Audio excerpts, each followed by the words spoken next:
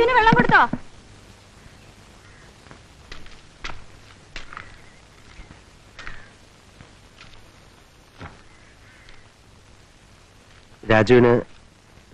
രാഘവന് ഇവിടെ എത്ര സ്ഥലമുണ്ട്? 2 ഏക്കർ. അത് ചെറിയ വിലക്ക് കിട്ടി. പിന്നല്ലേ പള്ളിക്കാര് മലവാരം വാങ്ങി വില കൂട്ടിയത്. കൃഷി ചെയ്ത് കൂടണോ ദുബായി പോണോ ഒന്നിനും ഒരു നിശ്ചയമില്ല രാഘവേട്ടന്. ഓരോ സമയത്ത് ഓരോന്ന് പറയും. 10,000-15,000 കൊടുത്ത് ദുബായി പോയിട്ട് എന്ത് കിട്ടാനാവോ? പണം കൊടുത്തോ? കൊടുത്തിട്ടില്ല. ആ കാശ് കൊണ്ടൊരു ചെറിയ വീടുണ്ടാക്കാലോ. അച്ഛൻ അതാ പറഞ്ഞത്. ഒക്കെ ഓരോരുത്തരുടെ ഇഷ്ടാലേന്ന് വെച്ച് മിണ്ടാതിരിക്കാൻ പറഞ്ഞാ അച്ഛൻ കേക്കില്ല. അത്രയ്ക്കൊക്കെ കാശുണ്ടോ രാഘവന്? 2 ഏക്കർ നിസ്സാര വിലക്കല്ലേ അച്ഛൻ വാങ്ങിച്ചു കൊടുത്തേ.